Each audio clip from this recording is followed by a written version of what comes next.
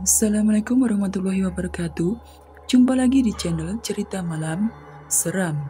Sebelum kita mulai ceritanya, jangan lupa like video ini dan subscribe channel ini, serta nyalakan lonceng notifikasinya agar tidak ketinggalan cerita-cerita lainnya. Kali ini saya akan membawakan sebuah karya fiksi yang berjudul Gaji Bonus Tanda Tumbal, Korban Pesugihan Restoran. Tanpa berlama-lama, langsung saja kita mulai ceritanya. Di sebuah kota kecil yang tenang di Majalengka, sebuah rumah makan baru mulai menjadi sorotan. Nama rumah makan itu yaitu Sari Rasa. Terkenal akan makanannya yang lezat dan suasana yang nyaman. Pengunjungnya pun juga ramai. Namun, siapa sangka ada kisah seram yang tersembunyi di balik kesuksesan itu. Erna, seorang gadis yang baru saja lulus sekolah, datang ke Majalengka untuk mencari pekerjaan. Ia tidak menyangka nasib akan membawanya ke rumah makan Sari Rasa. Pencarian pekerjaannya yang berujung ke tempat itu terkesan aneh. Saat bertanya ke satpam, ia langsung diarahkan ke dalam, tanpa banyak tanya jawab. Satpam itu memanggil salah seorang karyawan senior untuk menemaninya menemui manajer. Dalam interview tersebut, sang manajer langsung memberinya pekerjaan tanpa banyak pertanyaan pada umumnya. Memang terlihat ganjil, akan tetapi tanpa pikir panjang, Erna pun menerima pekerjaan itu. Pada esok hari, Erna mulai bekerja, dan sejak hari pertama, ia merasakan hal yang tak biasa. Ada sesuatu yang berbeda tentang tempat itu. Aura ruangan seakan berat, gelap, dan mencekam. Sesekali ia melihat bayangan hitam di sudut-sudut rumah makan. Bayangan yang hanya terlihat sekelebat, namun terasa nyata. Semakin lama, perasaan tak nyaman semakin kuat, membuat bulu kuduknya meremang. Tapi, pekerjaan adalah pekerjaan, dan Erna tetap bertahan. Pada malam hari ketika sepi, Erna berjalan ke bagian belakang mencari tempat untuk membuang sampah. Di sana, ia merasakan sesuatu seperti bau bunga melati bercampur bau menyan yang membuatnya tertegun. Saat itulah ia melihat ruangan kecil yang tampak seperti gudang dengan pintu terbuka sedikit. Di dalamnya terdapat sesajen dan dupa yang sudah terbakar setengah. Meskipun penasaran, Erna merasa tubuhnya berat untuk bergerak mendekat. Seperti ada energi yang mendorongnya menjauh. Namun, sesuatu yang lain menariknya mendekat.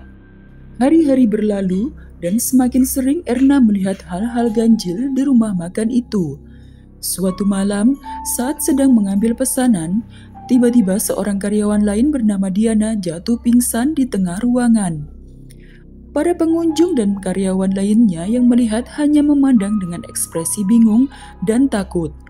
Tak lama kemudian, Diana terbangun dan mulai meracau, meminta bantuan, dan mengeluh butuh teman. Suaranya terdengar putus asa. Karyawan lain buru-buru membawanya keluar, namun Erna mendengar bisikan salah seorang berkata, "Jangan-jangan dia korban berikutnya." Setelah kejadian itu, Erna mulai merasa sesuatu yang lebih dalam tengah terjadi di rumah makan tersebut. Ia berusaha menenangkan dirinya, berpikir bahwa mungkin ini hanya pikirannya semata. Hingga suatu hari, akhirnya ia menyadari sesuatu, gaji yang ia terima lebih besar dari seharusnya. Ada tambahan Rp100.000 setiap kali menerima gaji. Ia sempat mengembalikan uang itu ke manajer. Namun manajer itu hanya berkata, "Itu memang milikmu. Anggap saja sebagai bonus." Malam berikutnya, Erna mendengar suara ketukan pintu di ruang gudang belakang saat sedang bersih-bersih. Merinding, ia mencoba mengabaikannya. Namun, suara itu semakin lama semakin keras, seperti memanggilnya. Dengan langkah ragu, ia berjalan menuju gudang. Setelah membuka pintu, Erna melihat sesajen dengan lebih jelas, dengan uang pecahan besar yang diatur rapi di sekitar bunga-bunga layu. Erna menyadari ada yang salah, seperti ada kekuatan besar yang melindungi rumah makan ini.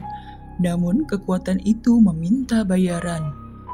Ketika ia ingin pergi, ia merasa kakinya berat, seolah tertahan oleh sesuatu yang tak kasat mata. Hawa dingin menyelimuti tubuhnya, membuatnya sulit bernapas. Ia memohon dalam hati, membaca doa yang ia ingat, dan akhirnya bisa melangkah menjauh dari gudang tersebut. Keesokan harinya, ia bercerita kepada karyawan lainnya, yaitu Ayu, tentang pengalamannya semalam. Namun, Ayu hanya tersenyum tipis dan berkata, "Kalau baru memang biasa dapat bonus. Tapi jangan pernah ambil lebih dari itu." Ucapan Ayu membuatnya semakin takut. Rupanya bonus itu bukan hadiah biasa. Itu adalah simbol bahwa ia telah menjadi bagian dari ritual yang menakutkan. Saat malam tiba, ia mendengar kabar bahwa ada karyawan baru lainnya yang pingsan saat bekerja. Mereka mengatakan bahwa korban tumbal sering mengalami kejadian aneh, seperti mengalami kesurupan atau meracau. Kabar tersebut membuat Erna semakin yakin bahwa ia harus segera pergi dari tempat itu sebelum terlambat. Tetapi, setiap kali ia memikirkan untuk berhenti, ada sesuatu dalam dirinya yang menahan. Seolah ada yang membisikkan bahwa tak semudah itu untuk lepas dari rumah makan Sari Rasa. Dengan perasaan takut yang memuncak, Erna mengumpulkan keberaniannya dan mencari bantuan dari seorang tetua desa yang dikenal sebagai orang pintar. Pria tua itu mendengarkan ceritanya dengan seksama, menggeleng pelan sambil mengucapkan doa-doa dalam hati.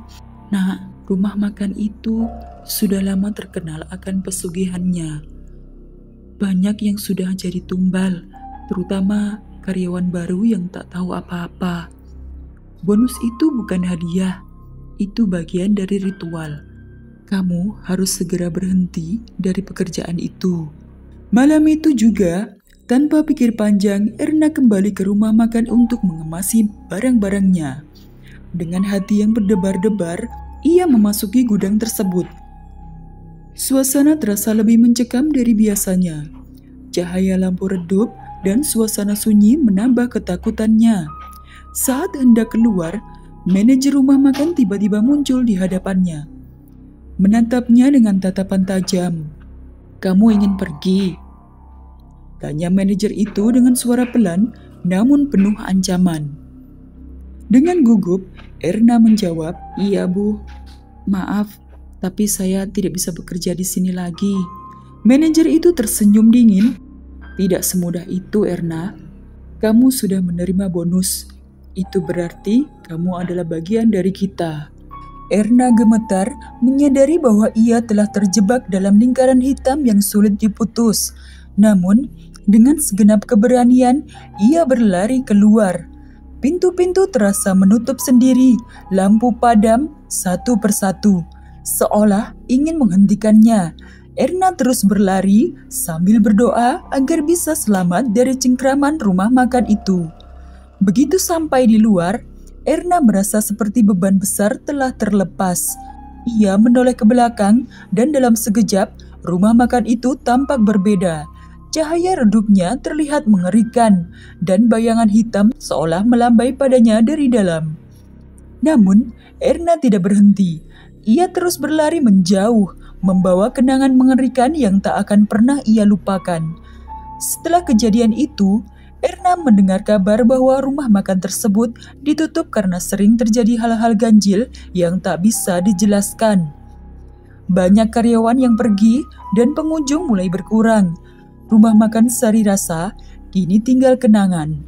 Tapi bagi Erna, trauma itu tetap hidup sebagai peringatan bahwa ada harga yang harus dibayar untuk kesuksesan yang dibangun di atas nyawa orang lain.